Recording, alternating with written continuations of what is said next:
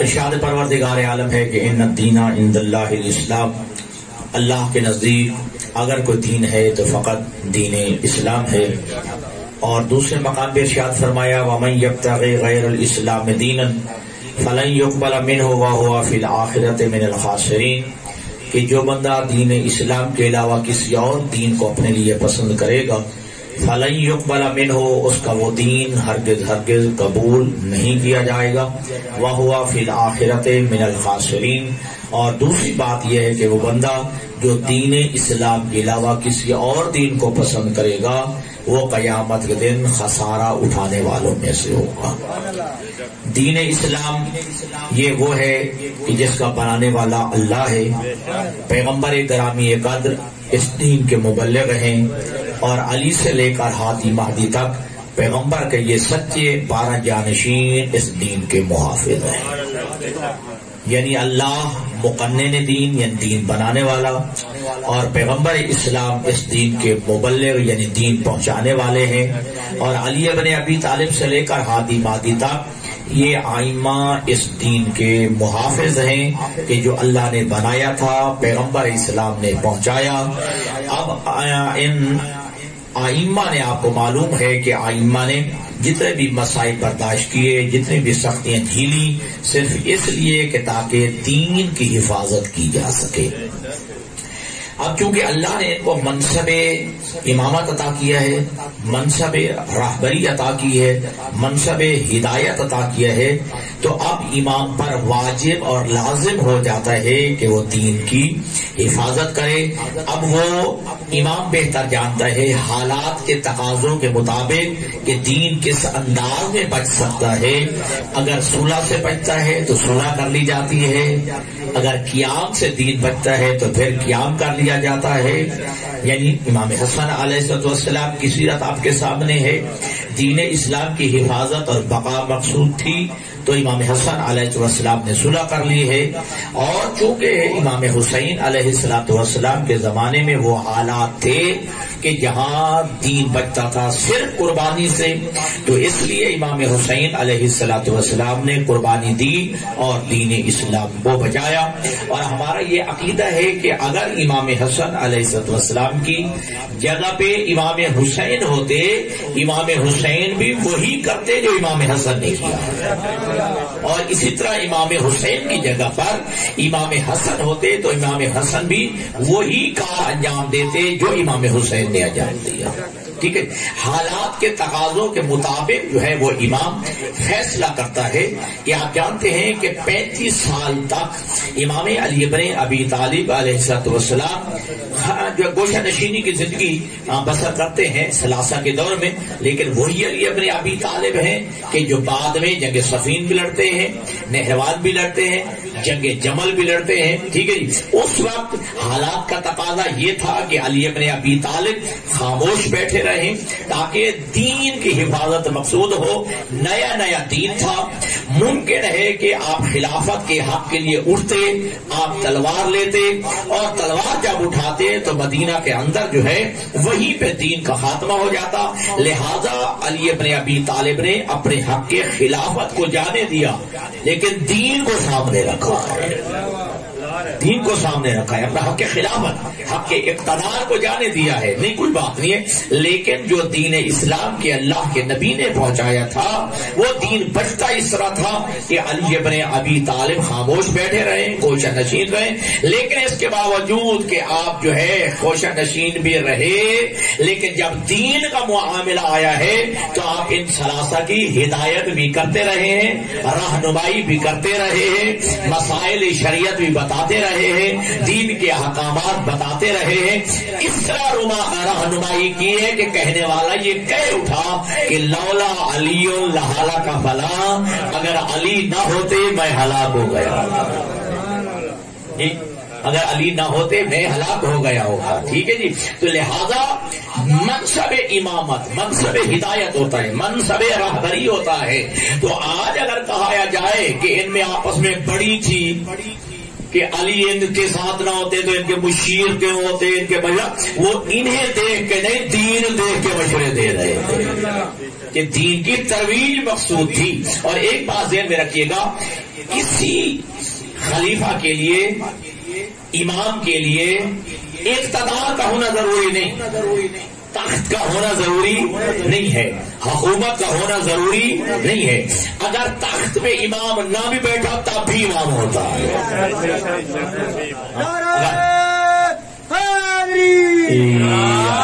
اگر اقتدار نہ بھی ملے، اقتدار پہ بڑا جماعت نہ بھی ہو تب بھی امام ہوتا ہے. ٹھیک ہے، تو لہذا امامت اور خلافت کے لیے اقتدار کا ہونا، حکومت کا ہونا، ممبر کا ہونا، تخت کا ہونا یہ ضروری نہیں ہے. اگر آپ میرا عزیز یہ جملہ سمجھیں، اگر جو ہے تخت کا ہونا ضروری ہوتا، ٹھیک ہے جی، اگر اقتدار کا ہونا ضروری ہوتا تو پھر یہ تخت چھوڑ کے، اقتدار چھوڑ کے یہودی کے باغ میں علی سے مسئلے پوچھنے کیوں جاتے تھے؟ پھر علی سے رہنمائی لینے کیا جاتے تھے؟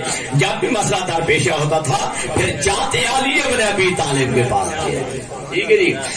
تو اور یہاں بھی بڑا ایک خوبصورت جملہ ہے کہ ایک اہل سنت برادر عالم دین نے ایک جملہ کہا ہے کہ علی ابن ابی طالب کے دور میں اتنی مشکلات کیوں آئی ہیں؟ پہلے ادوار میں اتنا مشکلات کیوں نہیں آئی؟ ٹھیک ہے، تو انہوں نے کہا کہ ان کا مشیر علی تھا، ان کا مشیر علی تھا. ٹھیک ہے جی. تو اب چونکہ علی اکیلا رہ گیا، علی تنہا رہ گیا، علی کو سازش اور شورش اتنی ہو گئی کہ علی ابن ابی طالب کو جب چوتھی خلافت پہ جو ہے اقتدار سونپنے کی کوشش کی گئی تو پہلے علی ابن ابی طالب نے، میرے عزیزو یہ ذہن میں رکھیے گا چونکہ مجلس نہیں پڑھنا چاہتا، کچھ چیزیں دینا چاہتا ہوں، علی ابن ابی طالب نے فوراً اقتدار کو قبول نہیں کیا.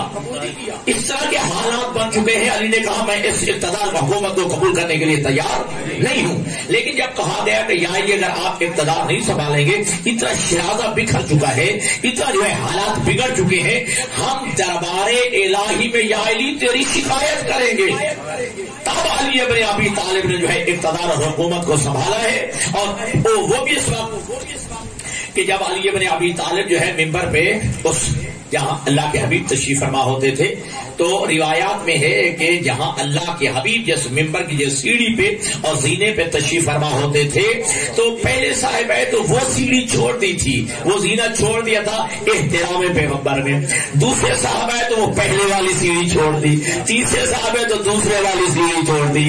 لیکن علی ابن ابی طالب جب ممبر پیغمبر پہ تشریف لے گئے ہیں تو وہ سیڑھی پہلی، دوسری، تیسری چھوڑ کے بس زینے پہ جا بیٹھے جہاں اللہ کے نبی بیٹھا کرتے تھے، جہاں اللہ کے حبیب تشریف فرما ہوتے تھے. تو سامنے بیٹھے والوں میں ذرا سرگوشیاں شروع ہوئی. یار دیکھو، پہلے صاحب نے احترام رسالت میں ایک سیڑھی چھوڑ دی تھی، دوسرے نے چھوڑ دی، پھر تیسرے نے چھوڑی ہے. علی ابن ابی طالب جو ہے وہ زینے اور اس سیڑھی پہ جا تشریف فرما ہوئے کہ جہاں اللہ کے حبیب بیٹھا کرتے تھے. علی ابن ابی طالب نے دیکھا یہ سرگوشیاں کر رہے ہیں، کانوں میں جو ہے کوئی باتیں ہو رہی ہیں. علی نے فرمایا ما هذه الاعواد، یہ لکڑی کے پھٹے کیا ہیں، یہ لکڑی کے تختے کیا ہے؟ میں نے تو مہر نبوت پہ قدم رکھے. سبحان اللہ، سبحان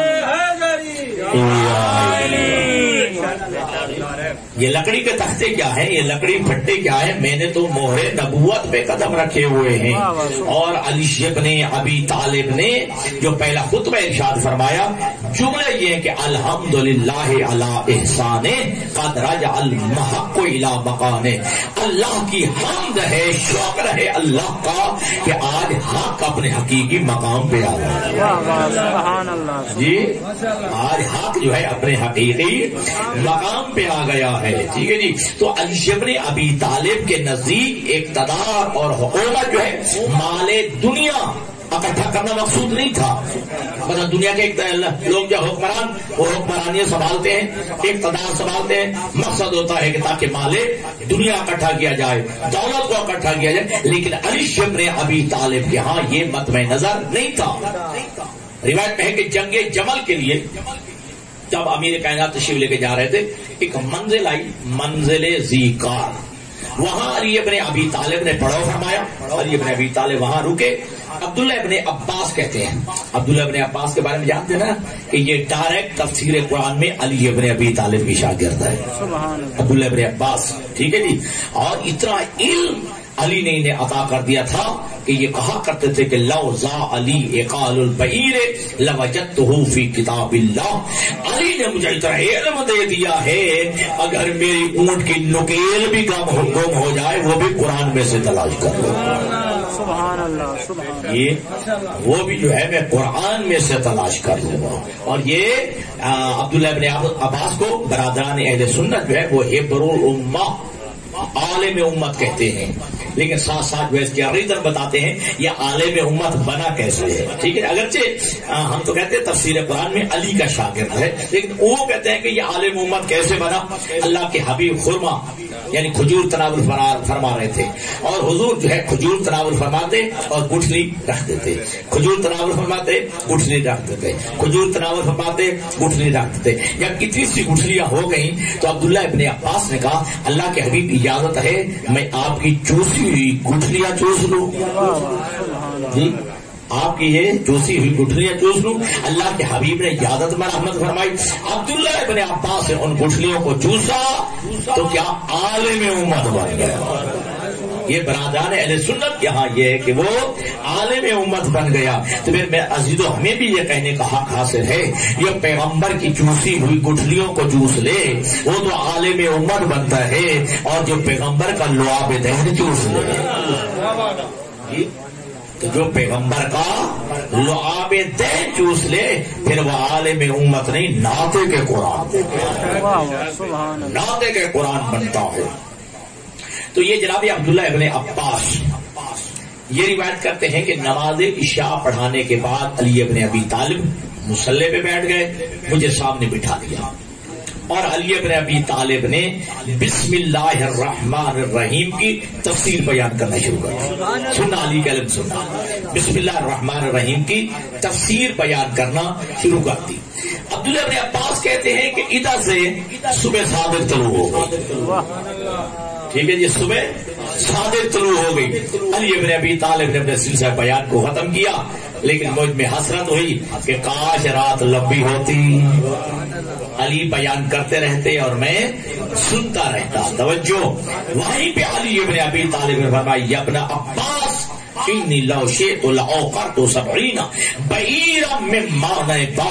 اے عبداللہ ابن عباس اگر میں علی چاہوں، جملہ سنا، میں علی چاہوں صرف بے کی تفسیر، صرف بے کی تفسیر اتنی کروں 70 اونٹوں کا پار ہو جائے. سبحان اللہ سبحان اللہ. اونٹ پہ ایک اونٹ پہ کتنا وزن ہو سکتا ہے؟ 70 اونٹوں کی وزن بن جائے ایک بسم اللہ کی بے کی تفسیر. کیا کہنا علی ابن ابی طالب کے کا بسم اللہ کی بے کی تفسیر اتنی بیان کروں 70 اونٹوں کا بار ہو جائے. توجہ، اس عبداللہ ابن عباس سے ابن ابی الحدید موزری نے لکھا کہ عبداللہ ابن عباس سے پوچھا گیا کہ تیرے اور علی کے علم میں کیا نسبت ہے، تیرے اور علی کے علم میں کیا نسبت ہے. کیا کہنا شاگرد کا بھی، جی شاگرد ہے نا علی کا، ایک جملہ کا علمی و علم اصحاب محمد کا قطرۃ من سبعۃ ابحر. فرمایا کہ میرا اور تمام اصحاب پیغمبر کا علم علی کے علم کے مقابلے میں ایسے ہے جیسے 7 سمندروں کے مقابلے میں ایک قطرہ ہوتا ہے. سبحان اللہ سبحان. میرا اور تمام اصحاب پیغمبر کا علم علی کے علم کے مقابلے میں ایسی نسبت رکھتا ہے جیسے 7 سمندروں کے مقابلے میں ایک قطرہ ہوتا ہے. تو بہرحال جس کے میں نے جو بات شروع کی تھی، تو جناب عبداللہ ابن عباس کہتے ہیں کہ منزل ذیقار پہ جنگ جمل پہ جاتے ہوئے علی ابن ابی طالب نے پڑاؤ فرمایا. میں بھی چلتا ہوا علی ابن ابی طالب کے خیمہ میں پہنچا. میں نے دیکھا وہ ہوا خاصف النال، علی اپنے ہاتھوں سے اپنی نالین سی رہے تھے. علی اپنے ہاتھوں سے اپنا جوتا سی رہے تھے، جی جوتا گانٹ دے ٹانکا لگا رہے تھے. میری طرف دیکھ کے کہتے یا ابن عباس با قیمت حاضر نال. اے ابن عباس بتا تیرے نزدیک اس نالین کی، اس جوتے کی کیا قیمت ہو سکتی ہے، کیا قیمت ہو سکتی ہے. سننا، کہا آقا مولا جہاں تک ہے عقیدت کا تعلق تو پھر یہ جوتا میرے سر کا تاج ہے جی، لیکن ظاہری قیمت دیکھی جائے تو ماں قیمت و حاضر نال.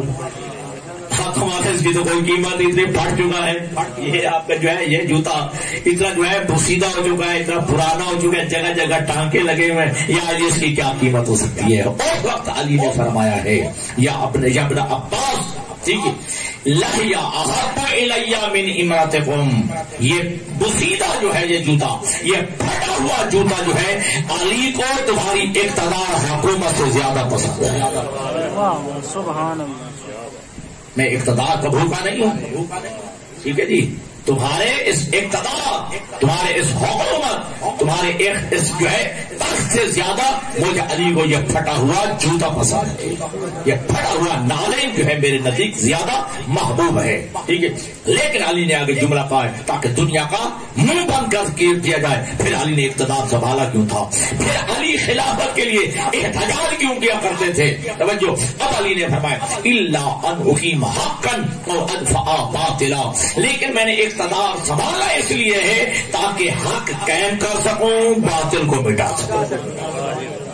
سبحان اللہ۔ میں نے اس لیے اقتدار سنبھالے تاکہ حق قائم کر سکوں اور باطل کو مٹا سکوں، اور یہی وجہ ہے کہ جب علی ابن ابی طالب نے مسند خلافت کو سنبھالا ہے اور علی ابن ابی طالب نے عادل کو قائم کیا ہے، لوگوں کی چیخیں نکل گئی ہیں، علی کا عادل برداشت نہیں کر سکے لوگ۔ عیسائی مصنف ہے جاد جردہ، وہ اپنی کتاب میں لکھتا ہے علی کے اسباب شہادت کہ علی کو کیوں شہید کیا گیا، قتل فی محراب ہی لشدت عدل ہی، اس لیے علی کو شہید کیا گیا، محراب عبادت میں علی عادل بڑا تھا، لوگوں سے علی کا عادل برداشت نہیں ہو سکتا۔ توجہ، لوگوں سے علی کا عدل برداشت نہیں ہو سکتا، علی نے اقامہ عدل کیا ہے۔ اور یاد رکھیے گا تاریخ نے جملہ لکھا دفنت العدالت ہینا دفن علی، عدالت اسی دن دفن ہو گئی جس دن علی کو دفن کیا گیا، یعنی دوسرے گوئے لفظوں میں عدالت علی پہ ختم ہو گئی، ہاں عدالت جو ہے علی پہ ختم ہو گئی جس دن علی کو دفن کیا گیا ہے۔ تو دوستو میں یاد کر رہا تھا کہ اللہ کون ہے؟ مقنن دین، ٹھیک ہے جی، میں اپنے موضوع کی جانب مانتا ہوں۔ مقنن دین، دین بنانے والی ذات، ٹھیک ہے، پیغمبر اسلام مبلغ دین، دین پہنچانے والی ذات، اور علی ابن ابی طالب سے لے کر ہادی مہدی تک یہ آئمہ کیا ہے؟ یہ ہے محافظ دین، اور ان آئمہ کا توجہ میں نے عرض کیا کہ حالات اور مصلحت کے تحت جو ہے آئمہ فیصلہ فرماتے ہیں، دین کو بچانا مقصود ہوتا ہے۔ جو علی ابن ابی طالب جن کی تلوار جنگ بدر میں چلتی ہے، جنگ احد میں چلتی ہے، خیبر میں چلتی ہے، خندق میں چلتی ہے، وہی علی ابن ابی طالب 35 سال جو ہے خاموش رہتے ہیں۔ پھر وہی علی ابن ابی طالب ہیں کہ جن کی تلوار جنگ صفین میں، جنگ جمل میں، جنگ نہروان میں چلتی ہے۔ چونکہ معصوم ہیں، حکمت سے آگاہ ہوتے ہیں، دین بچانا مقصود ہوتا ہے، ٹھیک ہے۔ اور اللہ کے نبی کا طرز عمل بھی دیکھ لیجیے کہ اللہ کے نبی جو ہے کبھی تو کافروں سے جنگ کر رہے ہیں، ٹھیک ہے، جنگ بدر بھی ہے، جنگ احد، خیبر، خندق، غزوہ حنین، تبوک، کتنی جنگیں اللہ کے نبی نے کی، لیکن وہی اللہ کے نبی بھی ہے جو صلح حدیبیہ بھی کر رہے ہیں، صلح حدیبیہ بھی کر رہے ہیں۔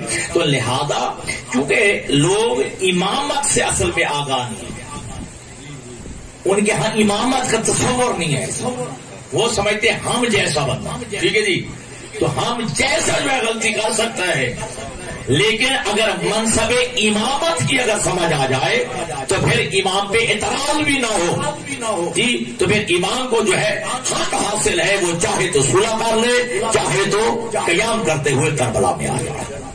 اور فرمایا کہ ان الحسن والحسین امامان قاما او قعدا، میرا بیٹا حسن، میرا بیٹا حسین، یہ دونوں امام ہیں، توجہ لفظ امام کا، دونوں امام ہیں، قاما او قعدا، اگر ان میں سے ایک صلح کر لے تب بھی امام ہے، اگر کوئی قیام کر کے کربلا چلا جائے تب بھی امام ہے، ان کی امامت میں شک نہیں کرنا ہے۔